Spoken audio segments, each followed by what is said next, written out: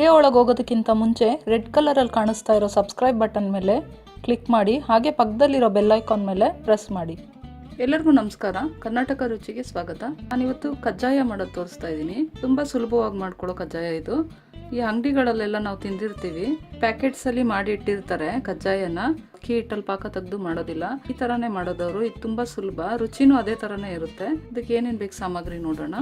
1 ಕಪ್ನಷ್ಟು ಗೋಧಿ ಹಿಟ್ಟು ತಗೊಂಡಿದ್ದೀನಿ, 1 ಕಪ್ನಷ್ಟು ಅನ್ನ ತಗೊಂಡಿದ್ದೀನಿ, ರೈಸು ನೀವು ಯಾವುದಾದ್ರೂ ತಗೊಳ್ಳಿ, ಬೇಯಿಸಿರೋದು. 1 ಕಪ್ನಷ್ಟು ಬೆಲ್ಲ, 2 ಸ್ಪೂನ್ನಷ್ಟು ಅಕ್ಕಿ ಹಿಟ್ಟು, ಗಸಗಸೆ ಸ್ವಲ್ಪ, ಎಳ್ಳು ಸ್ವಲ್ಪ, ಏಲಕ್ಕಿ ಪುಡಿ ಒಂದು ಅರ್ಧ ಸ್ಪೂನ್ನಷ್ಟು. ಇವಾಗ ಸ್ಟಾರ್ಟ್ ಮಾಡೋಣ. ನೋಡಿ, ನಾನು ಫಸ್ಟ್ಗೆ ಬೆಲ್ಲ ಹಾಕ್ಕೊಳ್ತಾ ಇದ್ದೀನಿ. ಈ ಅನ್ನನ ಹಾಕ್ಕೊಳ್ಳೋಣ.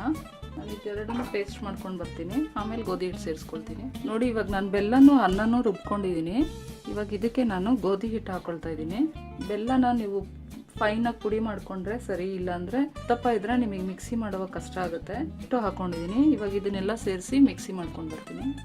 ನೋಡಿ, ನಾನು ಇವಾಗ ರುಬ್ಕೊಂಡು ಬಂದಿದ್ದೀನಿ. ಈ ಥರ ರುಬ್ಕೊಂಡ್ರೆ ಸಾಕು. ಈ ಕನ್ಸಿಸ್ಟೆನ್ಸಿ ಇರಬೇಕು, ನೀರು ಹಾಕ್ಕೊಂಡಿಲ್ಲ, ಹಾಗೆ ರುಬ್ಕೊಂಡಿದ್ದೀನಿ. ಇವಾಗ ಇದನ್ನೊಂದು ಬೌಲ್ಗೆ ಹಾಕ್ಕೊಳ್ತೀನಿ. ಇವಾಗ ನೋಡಿ, ಒಂದು ಬೌಲ್ಗೆ ಹಾಕ್ಕೊಂಡಿದ್ದೀನಿ. ಇವಾಗ ಇದಕ್ಕೆ ಎಳ್ಳು, ಗಸಗಸೆ, ಏಲಕ್ಕಿ ಪುಡಿ ಮೂರನ್ನು ಹಾಕಿ ಚೆನ್ನಾಗಿ ಮಿಕ್ಸ್ ಮಾಡ್ಕೊಳ್ಳೋಣ. ನೋಡಿ, ನಾನು ಇದನ್ನೆಲ್ಲ ಉಂಡೆ ಕಟ್ಕೊಂಡು ಇಟ್ಕೊಂಡಿದ್ದೀನಿ. ಈ ಸೈಜಲ್ಲಿ ಮಾಡಿಕೊಂಡ್ರೆ ಸರಿ ಹೋಗುತ್ತೆ. ಇದಕ್ಕೆ ನಾವು ನೀರಲ್ಲಿ ಹಚ್ಕೋಬಾರ್ದು, ಎಣ್ಣೆಲೇ ಹಚ್ಕೋಬೇಕು. ಎಣ್ಣೆ ಕೈ ಮಾಡಿಕೊಂಡು ಉಂಡೆ ಮಾಡ್ಕೊಂಡು ಇಟ್ಕೊಂಡಿದ್ದೀನಿ. ಇವಾಗ ನಾವು ಎಣ್ಣೆ ಕೈ ಮಾಡಿಕೊಂಡು ಮತ್ತೆ ಇದನ್ನು ತಟ್ಕೊಳ್ಳೋಣ.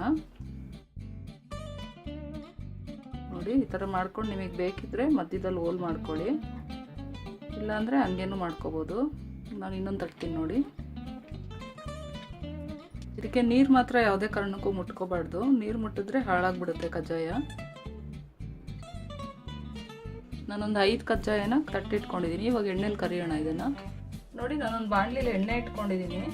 ಎಣ್ಣೆ ಚೆನ್ನಾಗಿ ಕಾಯ್ದಿದ್ದೆ. ಇವಾಗ ನಾವು ಒಂದೊಂದೇ ಕಜ್ಜಾಯಗಳನ್ನ ಇದಕ್ಕೆ ಬಿಟ್ಕೊಳ್ಳೋಣ. ಒಂದು ಕಡೆ ಬೆಂದಮೇಲೆ ಇನ್ನೊಂದು ಕಡೆ ತಿರುಗಿಸಿ ಹಾಕ್ಕೊಳ್ಳೋಣ. ನೋಡಿ, ನಾವು ಮಾಮೂಲಿ ಕಜ್ಜಾಯ ಮಾಡ್ತೀವಲ್ಲ, ಆ ಕಜ್ಜಾಯ ಸರಿಯಾಗಿ ಪಾಕ ಬರಲಿಲ್ಲ ಅಂದರೆ ಎಣ್ಣೆಲೆಲ್ಲ ಬಿಟ್ಕೊಂಡು ಬಿಡುತ್ತೆ. ಈ ಕಜ್ಜಾಯ ಏನೂ ಆಗೋದಿಲ್ಲ. ಒಂದು ಕಡೆ ಬೆಂದಮೇಲೆ ಇನ್ನೊಂದು ಕಡೆ ತಿರುಗಿಸಿ ಹಾಕೋದು. ನೋಡಿ, ಈ ಕಲರ್ ಬಂದರೆ ಸಾಕು ಕಜ್ಜಾಯ. ನೋಡಿ ಎಷ್ಟು ಚೆನ್ನಾಗಿ ಬಂದಿದೆ. ಇದು ಜಾಸ್ತಿ ಎಣ್ಣೆನೂ ಕುಡಿಯೋದಿಲ್ಲ ಈ ಕಜ್ಜಾಯ. ನೋಡಿದ್ರಲ್ಲ ಫ್ರೆಂಡ್ಸ್, ಸಿಂಪಲ್ಲಾಗಿ ಕಜ್ಜಾಯ ಹೇಗೆ ಮಾಡ್ಕೊಳ್ಳೋದು ಅಂತ.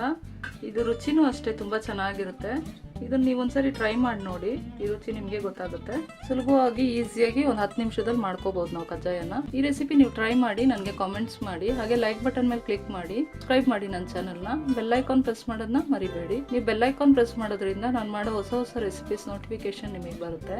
ಹಾಗೆ ನಿಮ್ಮ ಫ್ರೆಂಡ್ಸ್ ಆ್ಯಂಡ್ ರಿಲೇಟಿವ್ಸ್ಗೆ ಶೇರ್ ಮಾಡಿ ಫ್ರೆಂಡ್ಸ್. Thank you.